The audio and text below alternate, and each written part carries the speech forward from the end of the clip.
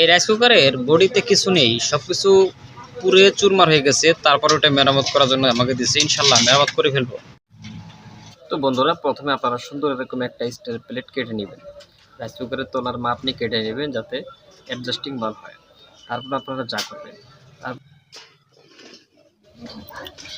আপনারা দেখতেই পাচ্ছেন অনেক সুন্দরভাবে প্লেটটি কাটা হয়েছে, একদম মাপ নিয়ে নির্ভুলভাবে। তো এখন এই প্লেটটাকে রাইস কুকারের পটের সাথে সুন্দরভাবে অ্যাডজাস্ট করতে হবে। তার জন্য মার্কারি পেন দিয়ে আমি আগে চিহ্ন করে নিয়েছি।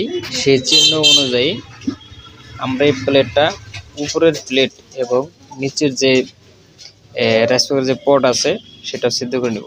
প্রথমে উপরের প্লেটটা ছিদ্র করে নেব।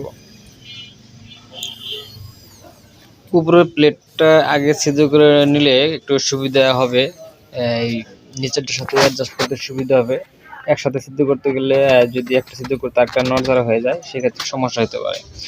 উপরের প্লেট সিদ্ধ করা শেষ। তো ছিদ্রগুলো হাতুড় দিয়ে পিটিয়ে একটু সমান করে নিচ্ছি স্টিলের প্লেটটা। তো এখন এই স্টিলের প্লেটটা এখানে আমরা বসাবো। বসানোর পরে সুন্দরভাবে নিচেরটা সিদ্ধ করে নেব। সিদ্ধ করে নেওয়ার পর এখানে আমরা এই রিপিট গান দিয়ে সুন্দরভাবে রিপিট মেরে সুন্দর করে আটকে নিব।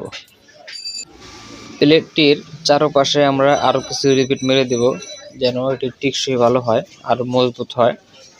তো সাইডের যে রিপিটগুলো এখন মারা হচ্ছে, এগুলো কিন্তু মেইন।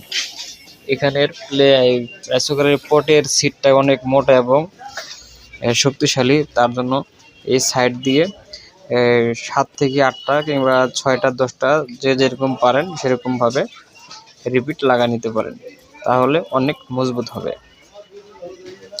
এখন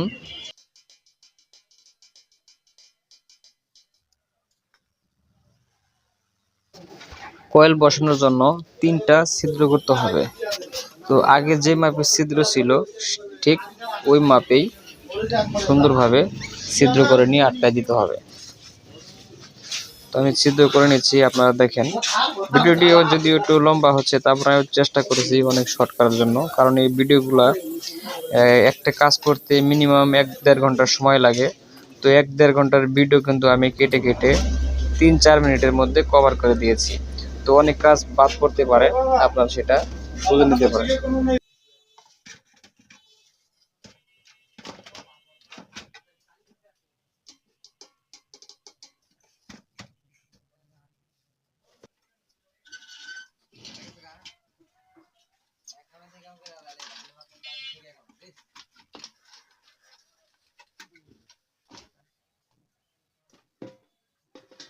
তো বন্ধুরা, আমাদের স্টিলের প্লেটটি একদম পুরোপুরিভাবে ফিটিং হয়ে গেছে।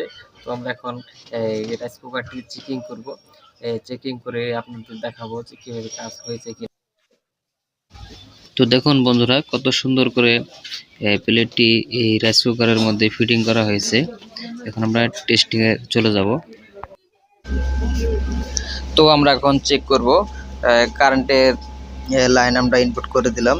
এখানে ওয়ার্ম সিগন্যাল চলে আসছে, কুকিং সিগন্যাল চলে আসছে।